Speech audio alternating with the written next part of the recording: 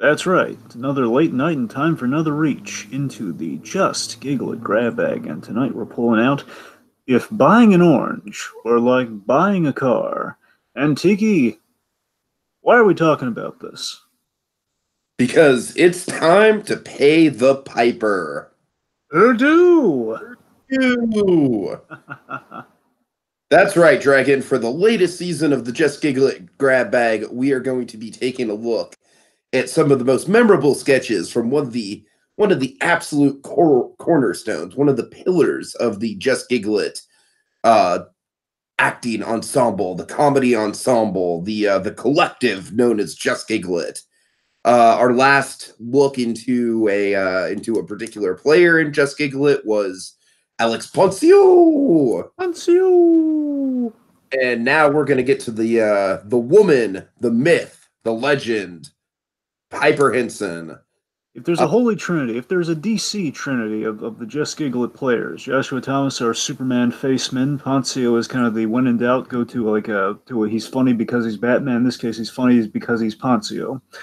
That makes Piper Hinson the Amazon goddess, the big G of JGI, if you will. All right. So before we start, Dragon, I actually have an exciting announcement that might please some of the folks behind the scenes of Just Giggle It, specifically Joshua Thomas himself. So, Dragon, I've done some research and I've been looking into ways to expand the podcast outside of YouTube. And I got to tell you, iTunes is a little tricky. iTunes is a little bit more gray territory because there's some weird monetization issues. Like you basically have to be making so much per month to be able to be supported on iTunes. But Spotify, Dragon, there's some loops I'm gonna have to dance through Spotify, and it's gonna take some time. And I figure we can launch it though when we complete the Piper Hinson season. And so, Dragon, I'd like to. It's my pleasure to announce that some of the shows that we're doing on the channel are going to be moving over to Spotify sometime in March of 2019. Now, when I say moving over to, I mean you'll still be able to access them on YouTube, but hopefully we'll be able to set up an artist page on Spotify for just, so you want to be an Imagineer podcast network or whatever we want to call ourselves. And Dragon, I'm excited to announce the first 3 shows that I'm going to be launching on the Spotify page. Like I said, I'm not going to be uploading everything all at once. It's definitely going to be something that we'll do in phases. But the first show that we're going to get out there, just first and foremost, because Joshua Thomas himself gave me the idea, we're going to be putting the grab bag on there, specifically Dragon, specifically the Piper Hinson season, and if all goes well, also the Poncio season. Those are the 2 I'll start out with. I hope to have the whole backlog of grab bags up there eventually. But again, it's going to be kind of like a process that'll be done in phases. And then also we're going to be launching the Imagineering stuff on the channel, the Sorcerer's Apprentice recaps that I'm doing with Pi that are going really well. And also the Dragon, one of the podcasts that I'm really excited about this year, just the potential of it, the limited 12-part podcast series we're doing. Movie monologue, or not monologues, movie memoirs. Yes. Sorry. Dragon, I really liked our first recording of movie memoirs. I think it's a really good I'm sorry, I realize I'm just doing kind of like an E3 press conference for our channel right now. But Spotify. We're going there, man. We're making the big step, March 2019. One small Spotify at a time. One small Spotify for man, a larger one for mankind. Anyway.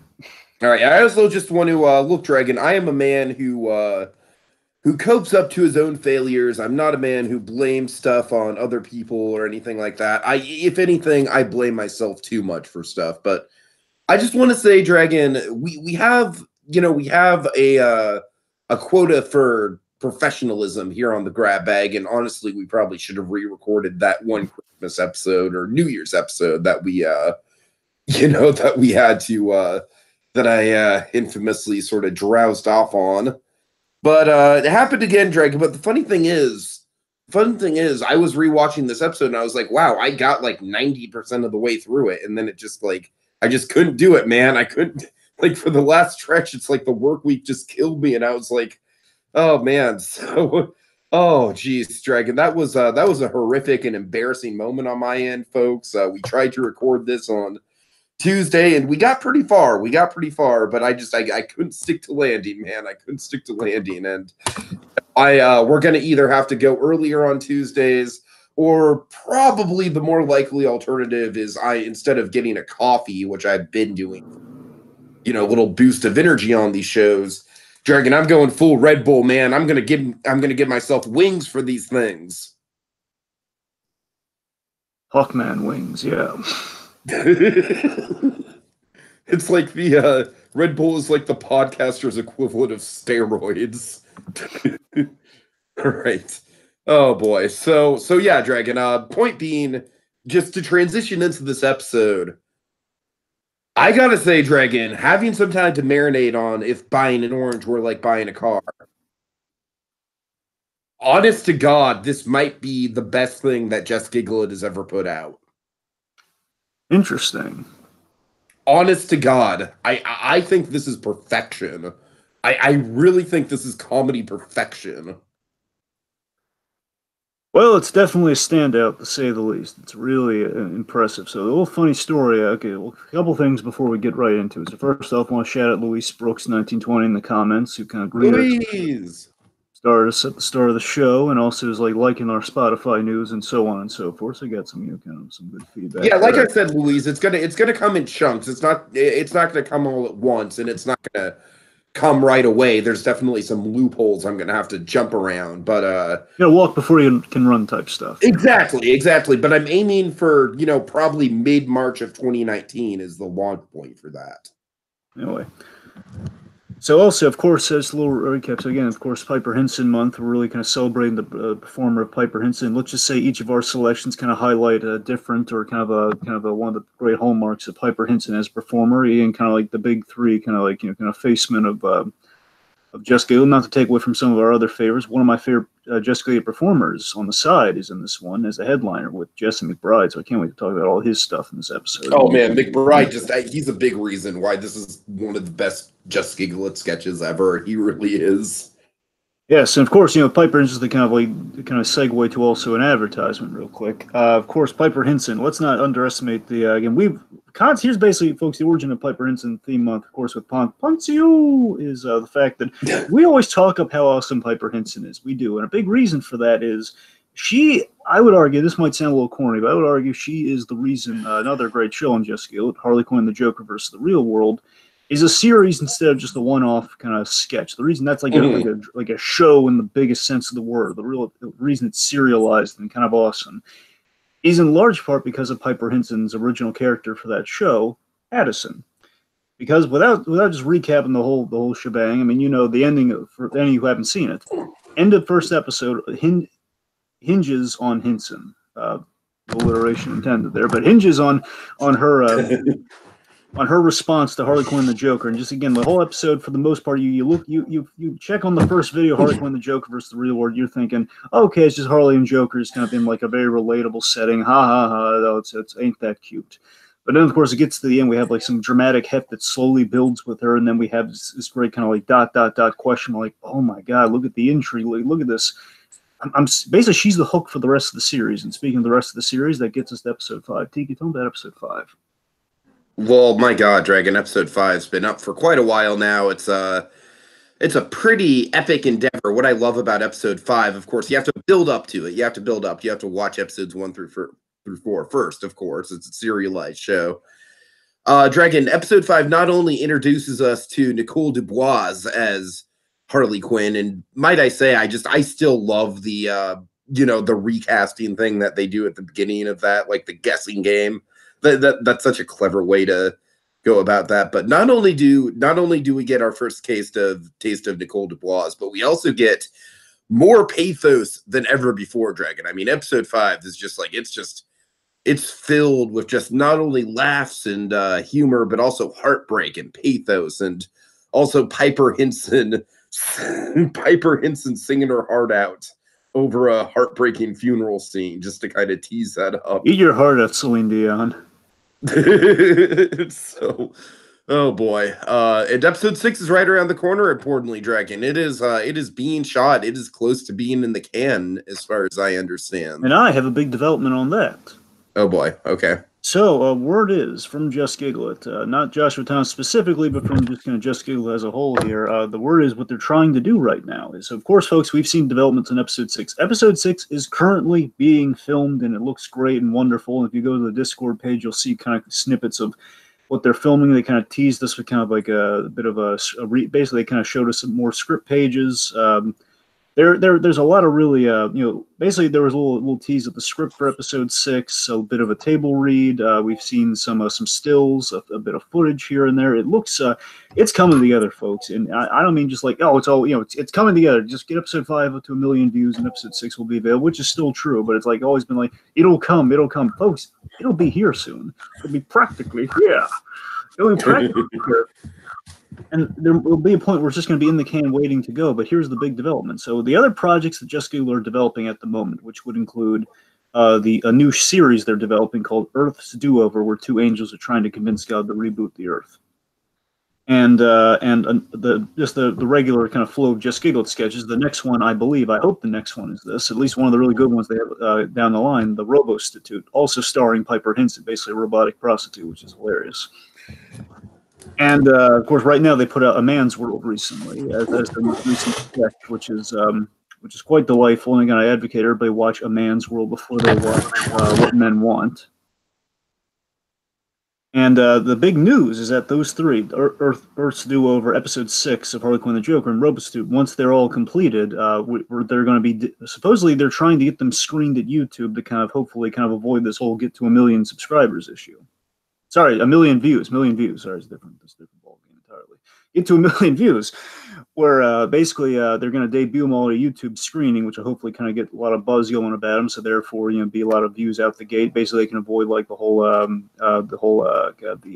algorithm thing again. Basically, that's the primary setback we had. There was like an algorithm issue, and they had to rename the episode. Which now it's getting a lot more traction. Thank goodness. So the point being, they're having a big screening for the big three, and then, of course, after that, I imagine it's going to be lingering in a can, just waiting for the 1 million views to get up there. And, of course, folks, the episode 5 up to 1 million views, we get to watch episode 6, and believe me, there's some big casting they're working on right now. There's a lot of really neat stuff for more episodes in the works after episode 6, folks. There's 7 and onward that I think you're all really going to like. A lot of really good episode ideas and a lot of good episode things in the works. Again, we can only get that happening if episode 5 gets to 1 million views. So watch it, share it, tell your friends about it. Harley Quinn, the Joker versus the real world. All right. Yeah, and at this point, Dragon, of course, we spent a long time in the early days of the grab bag just going over like these long Shakespearean soliloquies of like watch it, and then watch it again, and then watch it some more. But Dragon, importantly now, I feel like the focus needs to shift to share. Like, we need to get this in front of as many people's eyes as possible, because, like, we, the fan base for Harley Quinn and Joker, like, we know who we are. We're there. We're in full support. We're definitely rah about it. But we need to show this. Like, we need to, you made a great point about Addison being this great original character that just, makes the show just a big step beyond a lot of the other, like, hey, we're going to throw Harley Quinn and the Joker into a situation and it'll be a funny one-off video. And, even if those videos have good performances, they don't have strong serialized writing and character arcs and thought-provoking, motivations and plot threads and all that good stuff. And that's what makes the show what it is. All right. Absolutely. So, Dragon, let's make like Rumpelstiltskin in Shrek 4 and pay the piper. No, seriously, pay the piper. Go get my checkbook. All right, so this sketch was written and directed by the great Jason Ramla, who's behind some of the best and some of the finest sketches from Just Giggle It. He, the main two that come to mind, he did my favorite parody Just Giggle It's ever done, still to this day, one of my all-time favorite videos. He did both the Make and Murderer parodies, specifically Children's Hour, Yes, yes, Basically, another. that's the sketch where I fell outside of Harley Quinn and Joker. Where I fell in love with Piper Hinson Uh, as a performer. Just like her, just I don't want to that give would the have been whole a big one to do in this month had we not already gotten to it. certainly.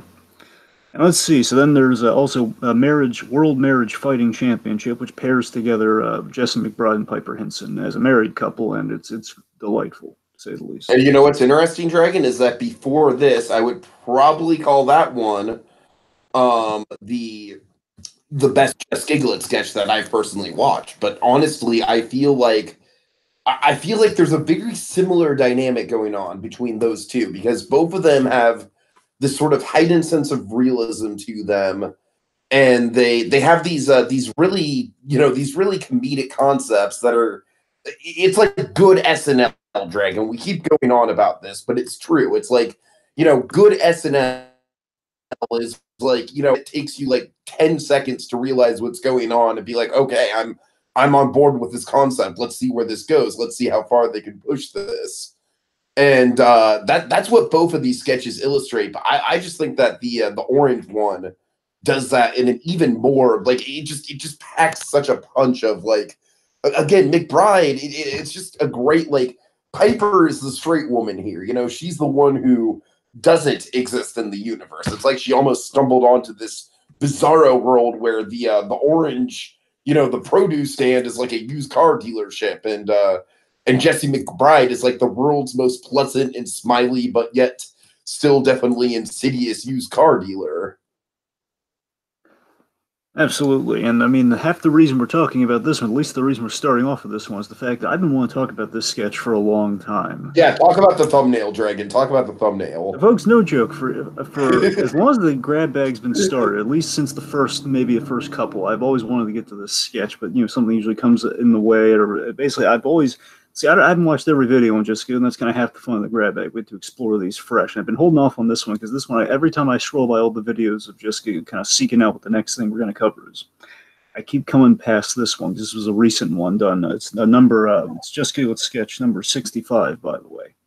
So 65s are in the Harley Quinn and Joker era of Just Giggle. That's kind of when the numbers are breaking up there. So so basically I kept passing this thing, and just this thumbnail, basically our main working image here, it just called out to me because I don't know why. It's just for a myriad of reasons. I just feel it's Piper Hinson in this ridiculous situation where basically the premise, it's literally again what you see before you hear, folks. Where again I'm called out to Piper Hinson with these bulging comedy eyes with like something shoved in her mouth. It's basically like a modern equivalent to a pie in the face, like a more subtle version of a pie in the face kind of surprise kind of food related comedy bit. By the same token, of course, you're looking at this kind of wondering what the heck's going on. You see, if buying an orange or like buying a car, then you get like, oh, okay, I get where this is going. This sounds hilarious. This premise sounds wonderful, and it is. And it was definitely worth the wait. It was tremendous because I knew this was going to be good. Maybe hence the wait. Hence, like we gotta theme this around something appropriate, and now we finally have. And the origin for all this, by the way, the origin for just a little bit, very little background here is that Jason Ramlow, he bought a car, and basically he was griping to the folks at Just Giggle at like all the BS you go through when you're buying a car, and he's kind of had the mind blowing comedy question: what if buying everything was so involved like when you were buying a car? Gives us this. Yeah. Yep. And the thing of Piper Hinson, she herself loves this sketch. And a little fun fact, Brianna Oppenheimer, she was, I got this wrong before. So Brianna Oppenheimer, apparently, she was slated to play Lizzie Poncio's character in this. She arrived late, so she kind of helped out. But I just can't, I love the mythologized Piper Hinson as kind of the lone gunslinger is kind of on the set. Just kind of filling in for again. This did not happen at all, folks. So don't. It's what if like Brianna Oppenheimer, again the first Harley, but Harley again is an excellent Harley. But that's the thing. Harley Quinn and Joker is a good show that not one good Harley, but two good Harleys. That's the amazing thing about that show. Two amazing Harley actresses for the price of one. Anyway, so Brianna Oppenheimer, she's getting ready to play the Ellen role, let's say, and then of course, like she shows up late to set, and we got like we're burning daylight. We need someone to fill in Piper. Can you do it without any prompting whatsoever? I mean, can you not be in behind the camera? Can you go on there without any preparation? Can you do it, man? Yeah, sure. Just goes in there like a champ, and it's like a monolithic what if tale. But anyway, so like that, you can elect to believe that, and there's no one saying on this earth that that couldn't have happened. But let's just say it didn't happen. Let's just move on. Points by Princeton's wonderfulness. So without further ado, let's just talk about it already. You know, all these advertisements and preamble and such. Let's talk about if buying an orange like buying a car. Start us off. All right. So first of all, one of the big reasons why I love this so much is that literally the first image we see is is the newsletter and The circular. the weekly circular. And Dragon, basically everything we see on this one still image is everything we really need to know about the entire sketch. We just don't know it yet. Exactly, and it's also there's a really clever subtle pun in this, by the way, where it's a circular, like a supermarket circular. By the same token, it's like later on we have like we call circular oranges. So circular oranges. Get it? That's a dumb joke, but it's kind of cute. Anyway, so the point is, we have like circular oranges, $2.99 a pound. We see Jesse McBride is kind of like almost like the salesman of the year, like kind of salesman, fruit dealer of the month. And also a little fun fact, they're using like I've seen this in all sorts of videos, like early YouTube videos. They're using like the early YouTube effects for like clip shows. That's kind of what they're using to kind of transition into. It's like one of those old transitions. Yeah. Total Windows Movie Maker, Dragon. Exactly, and of course, let's talk about the music for a spell here, taking or the music. Oh, yeah, do you know the Muffin Man? I mean, it's like a total like ice cream jingle. It's just like it's something to really just get stuck in your. I feel like it almost kind of adds to like the psychological thing that's going on with Piper Hinson here. You know what I mean? Where it's like it's almost just getting drilled in her head. Like, oh my god, like. It's almost like you're in her head. You know what I mean? Am I making any sense? Yes, I mean more so. It's like this sketch is a big misdirect here, and almost like a big Shyamalanian twist by the end here. Big more Monty Python's the proper comparison. It's definitely Monty. It's definitely more Monty Python than Shyamalan. That's the point. We have a kind of a big kind of Monty Python big button joke at the end of this, but by the same token, again, before that joke, it's completely lulling into a false sense of security and perception as to what the gag is, with Muffin Man being this really innocent, wholesome ice cream-like song. So basically, the whole thing's ingenious in how it's. So what I like about it is that it's essentially like it starts out and it's all bouncy and it's like, do you know the Muffin Man? Like you're in Piper's head, right? It's just like, oh, look, a nice produce stand. This looks like it might have some nice fresh produce. Probably better than the supermarket produce. I might have to pay a little bit more, but it'll be worth it. It'll be a nice, great food experience. At least talking as myself as a foodie, that's how I would feel about it. But so we go to a fruit stand in, importantly, an organic market. Hence the hyped up importance over price. It's a fruit stand in an organic marketplace, which, by the way, is actually it's a real kind of farmers market that they shot at. By the way, which I love. It totally adds to the authenticity of it. So we see McBride and Ponce kind of.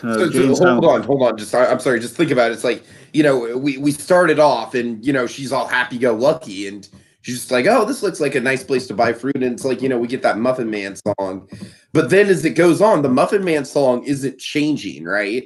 But the impact that the Muffin Man song is having on us and Piper is like, okay, this is kind of going on a little too long. Like what's the deal? This is like this is getting a little out of hand here. You know what I mean? It's like the repetition is kind of mirroring the experience that Piper's having. Or maybe I'm looking like way too deeply into it, but I don't know. That's my takeaway from it. Yeah, at risk of reading into it a little too much, I mean, you could say that again. It's psychologically kind of getting your hopes up and getting you dialed into the misdirect of it all. That is, it's getting into that level where again you're this humble innocence of the whole thing. But yeah, all right. So we have McBride and we have Poncio just kind of hanging around, almost Jay and Silent Bob style, but again more like car sales, kind of hanging around, just kind of like kind of talking things up. And of course, they give like a little fist bump or something. Like they go their separate ways. Like, okay, we got a live one. Get in position. Get in position almost. So McBride turns on the sale. What is the name of McBride's salesman? Because you love name. I do love this name. It's Ken Armand. So McBride playing fruit dealer. I like McBride playing fruit dealer Ken Armand, which of course it brings a smile on my face. One, because it's such a unique name. Secondly, because it reminds me of the Birdcage of Nathan Lane saying Armand. God. But seriously, it's like McBride on the whole here. Again, McBride is one of my favorite parts of this whole sketch because McBride he turns on the salesman charm. It's basically it's like a combination of, especially the dialogue. Ramlo, I don't know if it's Ramlo or just McBride's. Again, it's a marriage of sorts. No pun intended with the whole real life world marriage fighting championship. But it's like a mixture of, again, the dialogue's so on point. McBride is like a master at delivering this real salesman-y dialogue. It's like a mixture of it's a real obscure reference. It's like a mixture of Jimmy McGill, kind of Bob Odenkirk's Jimmy McGill, and the car salesman from Psycho. It's kind of like the real pushy car salesman, the real friendly pushy car salesman from Psycho meets with kind of the salesmanship and kind of like basically all the great dialogue of Jimmy McGill applied to that car salesman. Yeah. That's kind of what it feels like. My favorite part of his performance is just, it's very simple. It's the fact that throughout the entire runtime of this thing, he never loses that shit-eating grin. Which is great. I mean, definitely. It's always just plastered on his face, and it's just, you can feel the energy, like the charm and the smarm just kind of like radiating off of him with that smile. So it's just basically McBride is channeling Mr. Show in this whole thing, and I loved it. He's channeling Mr. Show so much. Actually, Dragon, now that you mention it, I honestly kind of think that maybe Mr. Show is a better comparison piece for what Just Giggle It tries to do than SNL is. Because at the very least, I respect Mr. Show a lot more than I respect at least current SNL. And Mr. Show might be more appropriate because, again, it's using a smaller cast and more regular, basically almost. That's what I'm saying. Yeah. And a lot of Mr. Show's humor is this kind of like type of like what if sort of situations. Like, hey, what if Bob Odenkirk just decided to play a phone prostitute and he named herself Peppermint. Again, we don't want to spend all day going over all the great Mr. Show sketches right now. We could. We could, because again, I just want to get into that interrogation sketch. We can't do that right now.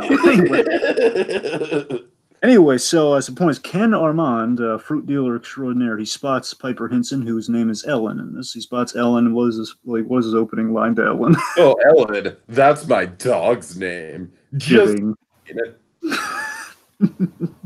So he's pushing the grapefruit on her, and again, I love the idea of the grapefruit's it's pricey, and she's the grapefruit is like the high end product. Yeah, I know, kind of pricey, and of course we show this visually later on, which I love. I love there's a great callback. I love the grapefruit is kind of like the BMW of fruits. So anyway, so it says, "Oh, I'm here for an orange and a run." The idea is like she's going to grab some fruit on the go as she's going someplace. That's the gist. That's the idea. So again, very sane idea. Like she's the sane woman in this parallel universe of like, it's like a Twilight Zone of fruit, pretty much. Mm-hmm. So so basically, it says, yes, the orange, the budget conscious citrus. God. And just great dialogue all throughout. Both of his lines so far have had like kind of like a vague air of condescension to them. Like, first of all, he compares her to a dog, and then he's like, "Oh yes, well I see you're not you're not well off enough to afford our most high end product, but we'll fix you up. We'll fix you up." And again, it's like perfectly, again, without a hint of like him bombing the sale. He's doing wonderful right now. All right. Anyway, that's your favorite bit here, where he the test drive. Oh my God. Where it basically plucks the orange from her hand and just with like the utmost, like the perfect pause here, just like takes a pause.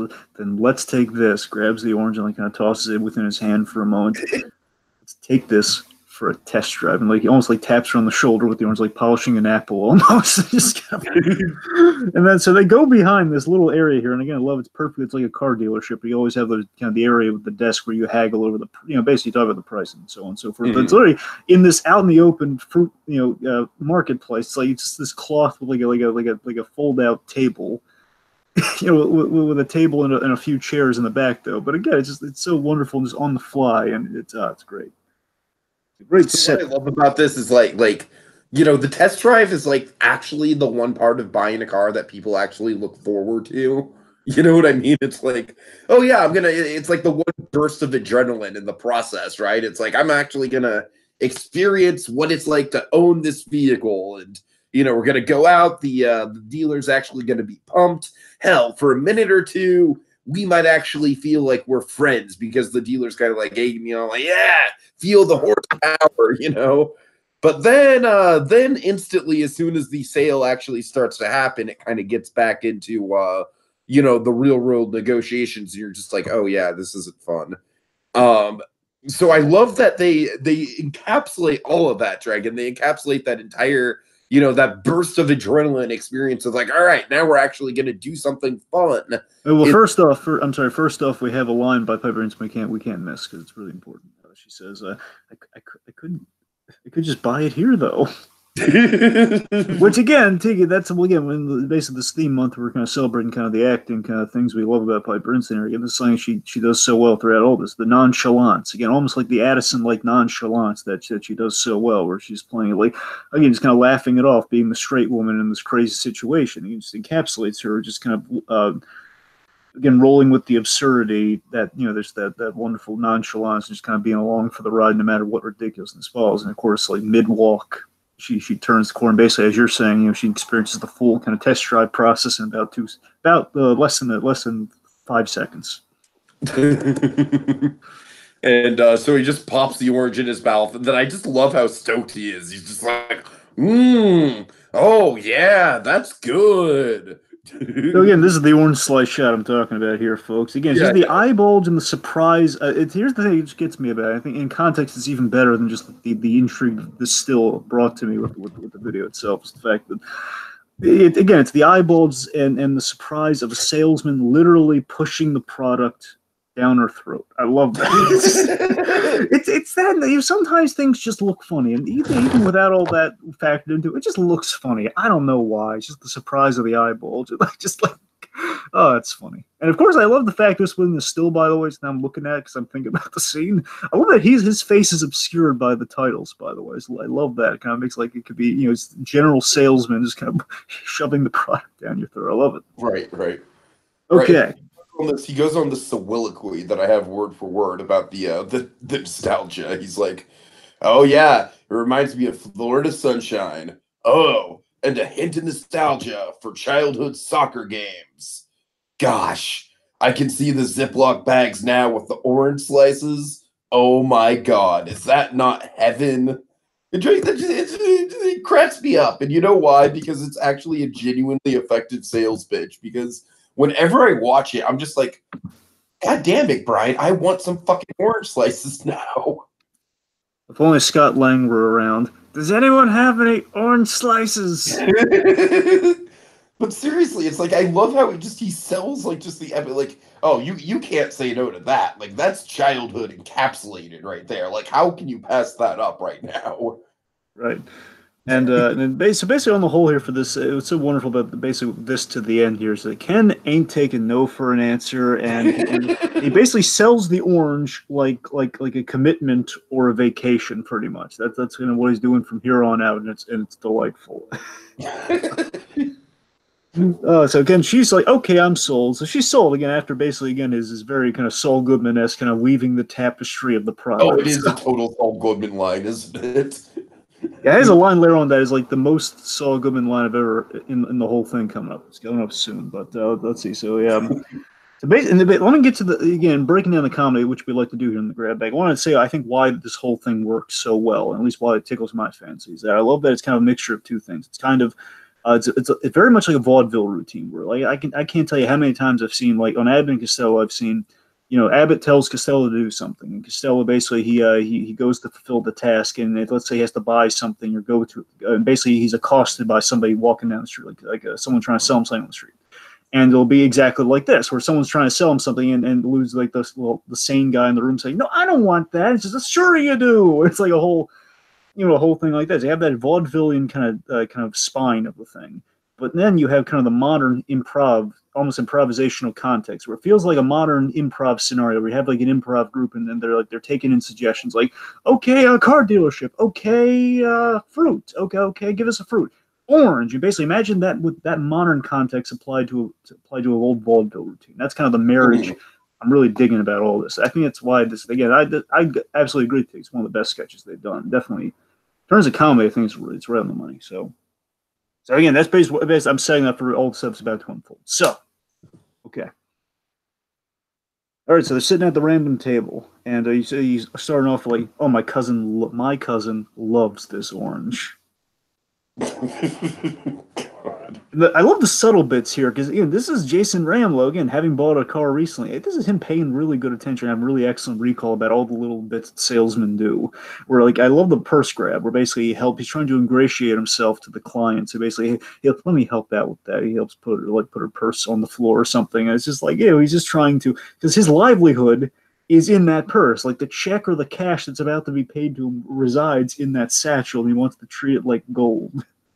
Mm-hmm. All right, so then we get to the kind of the haggling and negotiation about the price, and of course, all the sales tactics are so on the money and so true to life, and that's what makes it so perfect here. My personal favorite one, Dragon, is the one that's the most true to life for me. Is the glossy book filled with the wonderful products that you could be buying. Yeah, the owner's manual. That's just conveniently sitting right there in plain sight. So he starts off by asking, so how much are you looking to spend? Well, the circular said $2.99 a pound. Where did you see that? So that kills me right off the bat. Where did you see that again? Perfect. It's like the genuine concern. He's just like, oh no, that's not right at all. All these sales tactics are just perfect here. Where he says, "Oh, that's for a different model, the circular model." And of course, we see this perfect sales tactic here: an empty bowl. The idea is like there are no oranges that have been sold in that bowl. Chances are, it's like a bowl with a sign in front of it says like the bowls were for $2.99, but again, it's an empty bowl. So then he goes for the upsell. So he goes for the upsell, which I believe is like the highest price again before they kind of haggle down. The highest price being $11.99 a pound. Mm-hmm. And of course, she gets like that's absurd, so she's not going to pay that. And then of course he goes for I love the running gang. I love the payoff of this. The limes. I love that the limes are like the when in doubt. Like we need, it's kind of like to make a sale versus not making a sale. Try pushing the limes on them. Just push the limes on them. So I says, are you in the market for some limes? No, I'm not making margaritas. I just, I just want a snack. And then of course he goes to the pre-owned fruit, which I love that it's just. Yeah, it's a glorious tactic here with the pre-owned fruit because we have this disgusting looking eaten fruit. It's in a plastic cup. It's not even in a bowl. It's in a plastic cup. I mean, that's just ridiculous. Again, it's ridiculous and wonderful. And again, like if you want to world build about it, it's like okay, literally the orange you probably gave her and like the remnants of the orange, all the peels and stuff went into that cup from all the previous sales. That's disgusting and wonderful. All right. So, and then here's the Saul Goodman line, too. He says, okay, a determined woman. I love it. Yes, absolutely. Like Saul Goodman talking to Skylar White and God knows how many seasons. All right, so help me out here. My produce manager, I don't think he's going to go for this. What can you do for me? And I think they go down to, she wants $4.99 a pound. He goes to $8.99 a pound for you. Again, just emphasizing the I love that. I love that. It's like, it is one of the Dragon, that's one of the things like it's like I even feel uncomfortable going into GameStop because I don't like being sold to that much, man. It's like, I know what I'm gonna buy, I know how much I want to pay for it, and that's why I've converted to mostly getting all my shit off Amazon. You know what I mean? It's like I don't like dealing with this kind of shit literally gives me anxiety. And we have this great, we have this great retort here where, again, this is also like a Jimmy McGill line. Let's commit fully to the Albuquerque verse here. We have Saul Goodman lines, and we have Jimmy McGill lines. There's a Jimmy McGill line for you. Well, Florida sunshine ain't cheap. I love Let me tell you that. There is a subtle difference, but it's there. Of course, her response is, actually, it's free. You are sharp. $5.99 a pound, which basically it's the God. Then of course they haggle more and it gets the whole writing down a figure thing, which you see in TV and stuff all the time. In real life, probably doesn't work that way. I mean, like Let's talk. I'm sure. Here's the thing, T, that had to happen at least once or rarely in like real life scenarios. Probably in the '80s, would be my guess. But I mean, so rarely is that. Like, I don't Well, know. Dragon, my guess is that, like, just to apply the salesman tactic to it, I would think that he's writing down the price just to make her feel more special. You know, it's like, oh, he's taking notes. He really cares about this sale. In reality, he knows exactly what the price is. He doesn't need to write it down. And, he probably doesn't even, he's probably not even negotiating with the boss. He's probably just being like, he's probably being chummy with the boss. Like, all right, I'm going to offer her this, like, but that's the way I read it. That's fair. All right, so they write down a figure, and he takes it to his produce manager. Of course, this is the oldest sales trick in the book, and everybody and the mother knows this one. It's the fact that the guy, the salesman, goes off to talk to his quote unquote manager, and he's just really just waiting outside the door, waiting for time to pass. Or maybe taking a coffee break or something, just kind of waiting for you to stew and just basically come back with any amount, or like it's a no go or something of that. So sit tight, and of course, then she marvels. We got to talk about this, and there's a little bit of background here for you. So. We have all these, basically like these orange owner manuals, like brochures, more accurate. She's looking at she starts off with the 2017 Valencia Orange. It's it's like the juiciest or something. It has like these really beautiful shots and this really high glossy. Again, to the Better Call Saul of it all. Again, Jimmy McGill being in the mailroom, knowing everything about copiers, he would be amazed by this. Basically, what's so great is that Jason Ramlow. What he did is he bought this super fancy printer, super expensive and fancy printer, and he basically printed off these things with that high caliber, basically that high quality, maximum caliber, printing paper and material. Basically, he made these brochures using that really expensive printer. And I got to tell you, they look wonderful, and they have jokes on every page by it if you really pay attention, like overselling the orange, like the really beautiful orange ads. Right, yeah. It's all great fruit stuff here. So then, of course, she goes from the 2017 Valencia Orange to I think then we have the.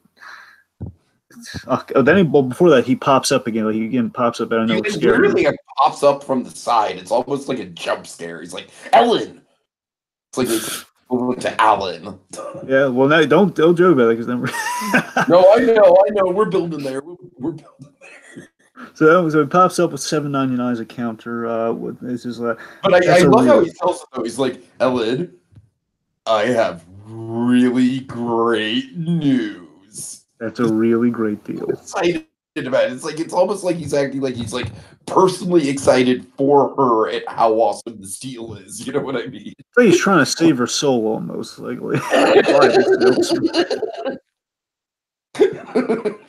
my manager said he can do $7.99 a pound. Then she comes back and basically they go to $6.99. Work with me and just come work with me. Yeah, I know you said $5.99, but I got you, Ellen. $7.99 is a really great deal. And this is what I'm talking about, Drag, with McBride. Just like his charm is just like jumping off of the freaking screen. It's just like you see that smile, and he does the little circular thing with the fingers, and it's just like, oh my god, like I know this guy is full of crap, but even he's selling me on this. I'll tell my manager, but I doubt it'll work. So then, of course, we have the 2017 pink grapefruit, and I love my favorite of the fruit advertisements is in this one. The king of fruit, Tiki. It's the king of fruit. Okay, so then speaking of the king of fruit, then we have kind of the king, one of the kings of comedy from Just Giggle it enter here with when in doubt, pull a Poncio. We have Alan walk in, and it's Poncio. Alan! Yes, so it's Poncio in a sweater, and basically, I gotta swear to you, it's Poncio in this sweater, and basically in the salesman get up with the sweater on. Tiki, I've seen this is true life. This is how produce managers typically look at. No joke. Produce managers pretty much do look exactly like Poncio looks right now. They dress just like that. So so where Mario was watching, like, yeah, man, Poncio's got it down. It's a produce manager. Oh man. Yeah. So I love how Poncio right off the bat is just being super polite. He's just like, oh yeah, wonderful to meet you, Ellen. Wonderful to meet you. He's not quite as over the top charming as McBride is, but what I love about it is that I feel like he's more like he's more kind of like, all right, let's cut straight to the chase. It's like he still got the charm, but it's like he's taking her more seriously than McBride is. And I feel like that's definitely like it. Again, I might be looking into this a little, but that honestly might be like the good cop routine that we talked about the first time we recorded this. Of like, McBride is like the good cop where he's charming and smarmy and like he has the good salesman lines. And then they trade off on the good cop, Poncio, and he's the good cop where it's like he's not over the top charming. He's not gonna he's not gonna smother you in compliments or anything. But he's a reasonable guy. You know what I mean? He's just a straight up down to earth guy who's just looking to it's like, look, you have your budget, but we have our budget. Let's make it work this out. So, am I making any sense here? Kind of like the trade off, like the back and forth of like. No, it is like a good cop thing, or like good cop, nice cop. One of those things. You know what? In a weird way, it's almost like it almost kind of is, again, going back to the freaking Better Call Saul stuff that we keep on hyping up. It's almost like, McBride is Saul Goodman and Poncio is Jimmy McGill. In a way, yeah. In a way. So Alan is trying to get the price to go up, and then basically he has a solution. He starts off with a solution. How's this, Ellen? We can do this for you. You pay $8 a pound. When you pay us half this month, and the other half on your next visit, which in itself is the bad deal. No matter how you slice it, even if she just comes back, like this thing. So she buys a pound for $8, and of course, just she pays half of that just for the month. The idea is like anytime she comes to the fruit market, then she's going to owe the other half, either that or just the fact that she's buying all that for what presumably she just wants one orange. She's going to have to pay a fraction of that anyway. So it's a really frivolous deal. So basically, the point is it's so convoluted for just an orange, just the way of an orange. Right. The point is, he's ridiculously more and more involved and hilarious. So then she's getting the principle of it all here. It's not about the money. It's the principle. I can't pay a lot for an orange. I can't pay that amount for an orange. And of course, this leads to my favorite, just Ponzios again. When in doubt, you pull a Ponzios, you bring in Poncio. It's just deliver the ultimate line here. He has the great callback here. Poncio says, like a moment of pause goes by, and he says, "Are you interested in any limes?" Of course, that is like the perfect it's stuff like that makes me say that this might be the best Just Giggle It sketch, because the timing on that one, the setup and payoff of it all it's so perfectly timed. It's just it kills me about. I love that the lime is the lifeline of the produce sales. I love that when in doubt you go for limes, because everybody loves limes. Really, does everyone love limes, Dragon? Well, no, I mean that by their logic, everybody loves limes. Therefore, pushing everybody. Because I gotta say, I'm on Piper's side of the fence with this one. It's like I think that limes are like, honestly, the only time I ever have lime anything is either the occasional lemon lime soda, like a 7-Up or Sprite, or B, margaritas. Yeah, for me, I like some lime candy sometime. Fair enough. Key lime pie if you're in Florida. Anyways, let's not make a tangent. Not if you're Sally Hawkins, though. She doesn't like key lime pie. Anyway, so sorry, Eliza doesn't like key lime pie. Anyway, so I had a key lime pie milkshake in Florida, and it was amazing. All right. Okay. Anyway, off the pie tangent, because in breaking the fourth wall, we can go forward about pie talk. But Harry Osborne's just in the background, just like, did somebody say pie? All right. We're trailing off here. Okay. Anyway, so limes aside, I just want an orange that isn't a ripoff. So Alan Poncio doesn't miss a beat. He's not offended in any way. He's just like dials up the reasonability. You understand that you have a budget, but you have to understand that we have a budget as well. So how about this? You came into the market today. You want to go home with an orange. We want you to go home with a Valencia orange. So why don't you meet us in the middle at $7.50 a pound? And then poor Piper here is just so defeated. She's just like, you know what? Fine. Just fine. Then we have Kelly here. So Kelly walks in. It's here's the thing. I feel so. This is gonna sound so cocky, but it's just like, yeah, I could have sworn I thought that was Lizzie Ponce, and I looked in the credits. It was Lizzie Ponce, and then kind of the background stuff. I learned, oh yeah, that was definitely Lizzie Ponce. So I know that. So basically, from the elbow, I'm kind of proud that I kind of figured out from the elbow. Like, I know that height. That's Lizzie Ponce. God. Oh, God. Playing our checkout girl here. Basically, again, not only just the checkout, kind of the girl facilitating the paperwork and everything here. So we have. Well, I like how they specifically mention, like, all right, we're gonna hand you over. I'm sorry. What's her name, Dragon? What's the character Here's name? the weird thing. I think I could have sworn it's Kelly, but I mean, every time in the background I was told it was Nancy. I think it might. I think it's supposed to be Kelly though. I'm not sure. All right, well, let's just go with Kelly, just for just to not dwell on it. You're like, all right, Kelly's gonna take care of you for the rest of the day. I love the rest of the day thing, man. Like, even though the ridiculous sale of this, the price has been negotiated and finalized, but we're still not done. It's still like, you know what I mean? It's like there's still like multiple steps involved in this process based on that line. And considering she just wanted to walk in, quickly get an orange, and get out of there, do other things. The idea her day is shot now. It's hilarious. And then we have McBride just getting rid of all doubts of buyer's remorse. He says, "That's a great price. I paid $7.99 for an orange this morning," implying. And here's the implication. Here's the thing. It implies that. One, it implies that he paid $7.09 for one single orange, and it implies that perhaps she has paid $7.50 for one orange, which is ridiculous. I think it's like the old carnival barker trick. The old carnival barker trick is this, where you do one of those games where like you throw something, you basically try to win a prize.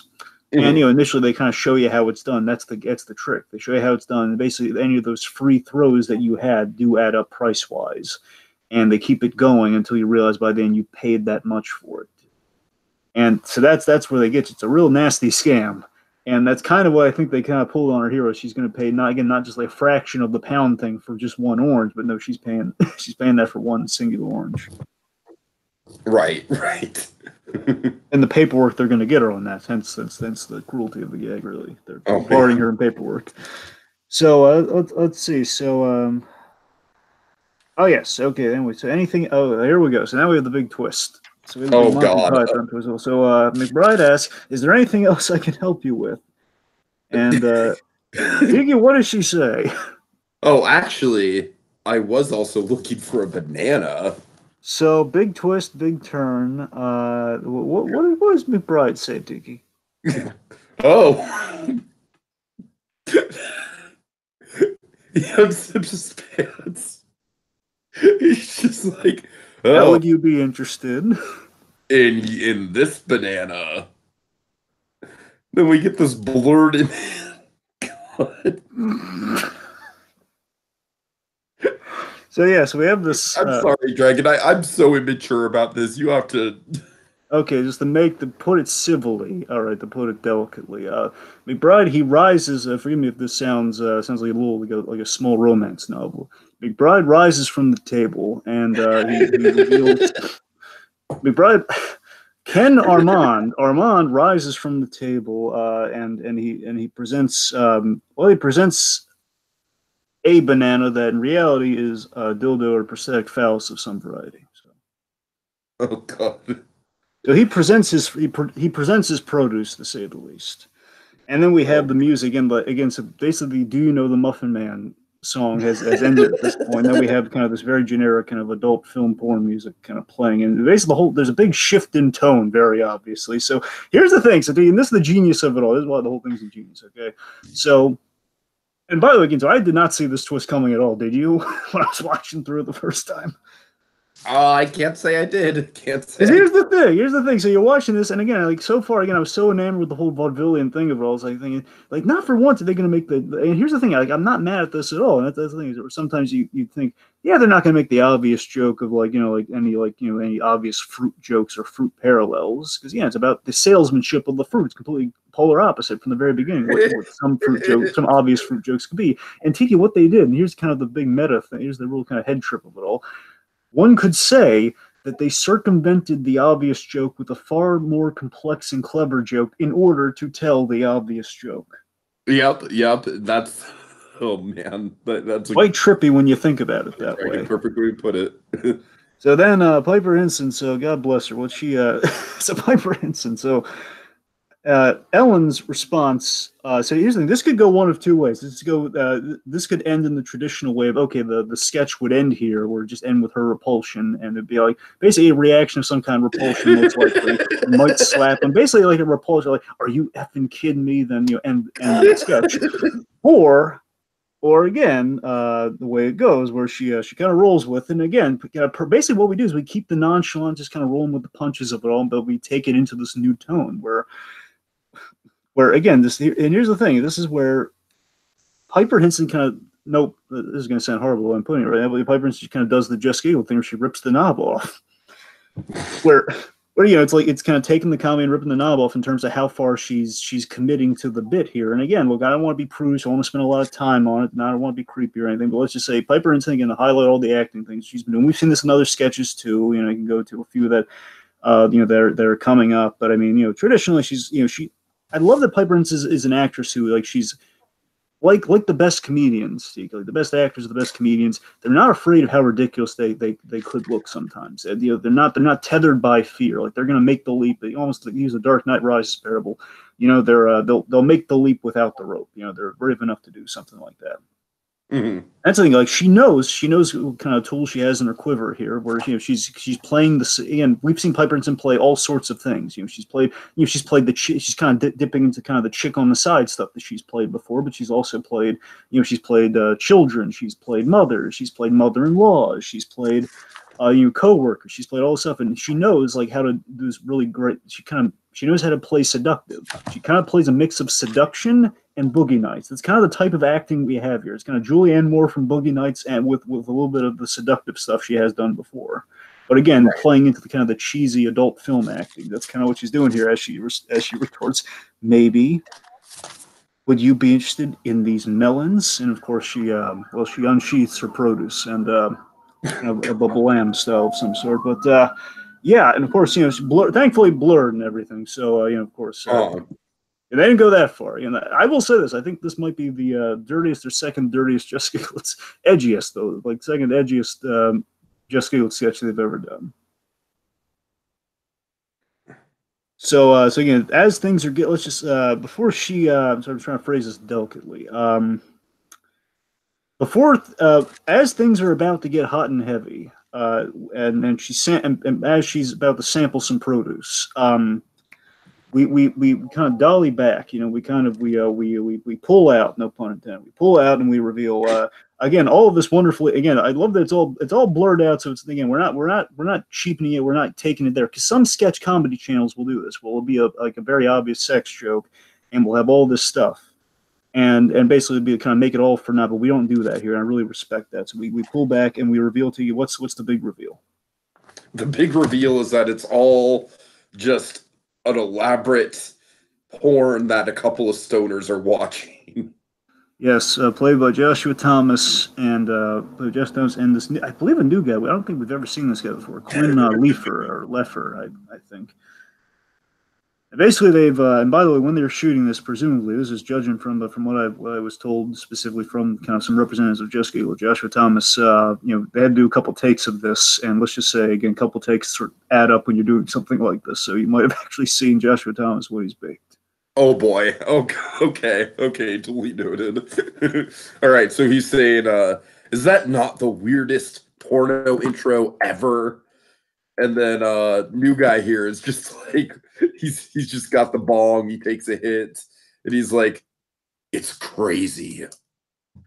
So I gotta tell you, Tiki, I gotta be honest, you gotta applaud if that is an introduction, you gotta applaud the effort of just the intricacy of storytelling before you get into something like that. Like, if it were an actual, if an adult video were actually start that way, you gotta applaud just kind of the intricacy of storytelling compared to what usually comes out of that medium. You gotta respect that, I would be very interested, Dragon. I really would. Yeah. And that's where the sketch ends. All right, so of course Ponce is just like, Hey, what's up, guys? It's your boy Alex here with Just Giggle It. If you like the sketch, click subscribe. If you think it's funny, if you don't, bye-bye. There's only one thing that would have made that better, Tiki. One simple change. You ready? Upside down. Well, no, that's always a welcome change, but no, the other thing. So, Poncio were wearing a fruit hat. Yep. You know, like one of those Chiquita banana, kind of the big old fruit hat. That Carmen Miranda. Carmen, thank you. That's Yeah. Carmen, like one of those Carmen Miranda fruit hats. That'd be perfect. Anyway, so yes, so that's the end. All right, what do you think? All right. Final thoughts, Dragon? Yeah. Oh, you want me to start? Okay. Well, So I think this sketch, it lived up to its full potential. It pushed basically, here's the thing: this sketch lives up to its potential, lives up to what I wanted to see from it, and then it pushes past it. Now, I want to use a very specific example here. Look at another Just Giggle sketch that you and I have covered on the Grab Bag way early on. One Night Stand. Mm-hmm. A One Night Stand controversially had an ending. Basically, I want to show you how great how by comparison, don't get me wrong, One Night Stand is still a fine. It's a good sketch. It's great. However, it does something. It arguably doesn't stick to the landing. Here's the thing: it ends real. It takes a big risk at the end. That's something that's not going to be funny to everyone. It ends on a really dark joke. Then again, they kind of ended with a sour taste in the mouth. Where it's not. Again, it kind of sours the whole experience of the whole thing because it ends on kind of like a dark note. Kind of makes you laughing throughout the whole thing, and then it ends like what? And again, the gag plays itself, but again, doesn't play in all circles. But this one, again, it's basically a sketch and a half, and I don't mean that in a bad way. It's a sketch and kind of half of a sketch, but that's kind of a Monty Python sketch by the end, more of a Monty Python term. But again,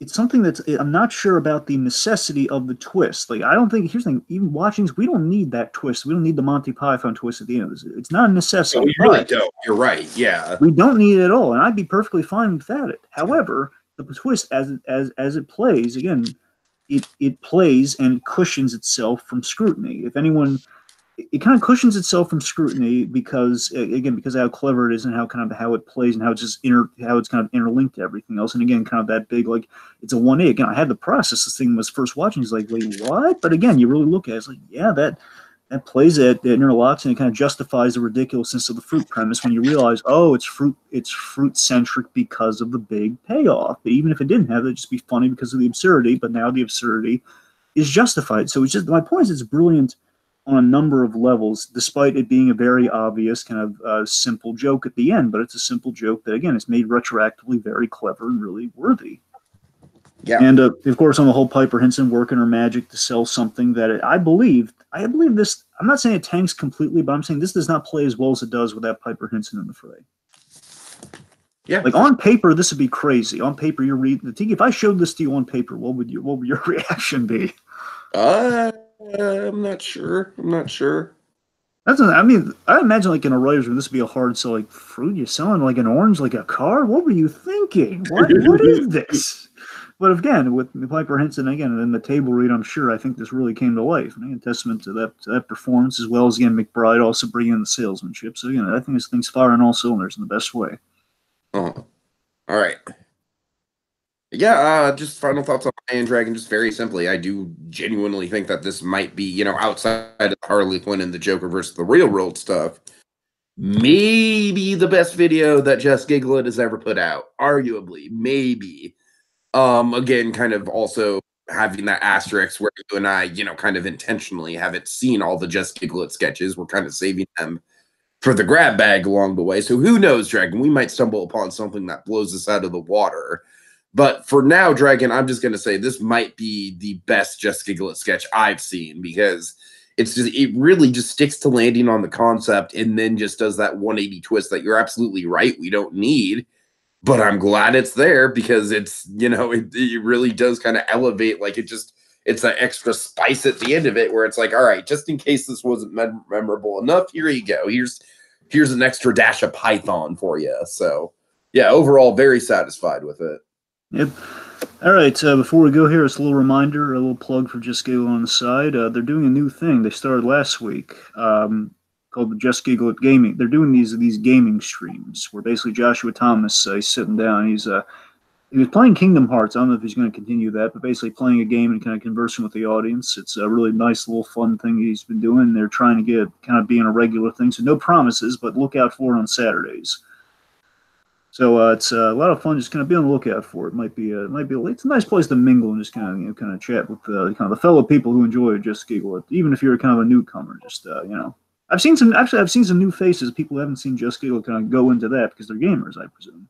Mm-hmm. And they're kind of digging kind of chatting with Joshua Thomas, and of course this led to them literally in the chat saying, I'm going to check out some of your videos, and I'm going to come back to this. It's like, okay, cool. Nice. Awesome. A really nice little sense of community there. Really, really neat. A lot of fun there. Of course, Just Giggle, as we've told by the Disney Princess therapy session, there are definitely a lot of Disney fans amongst the Just Giggle players. Uh-huh. Okay. So it shows. All right, folks. And of course, next time on our Piper Hinson themes, without saying what it is, let's just say we're going to be exploring some of Piper Hinson's directing work. It'll be interesting.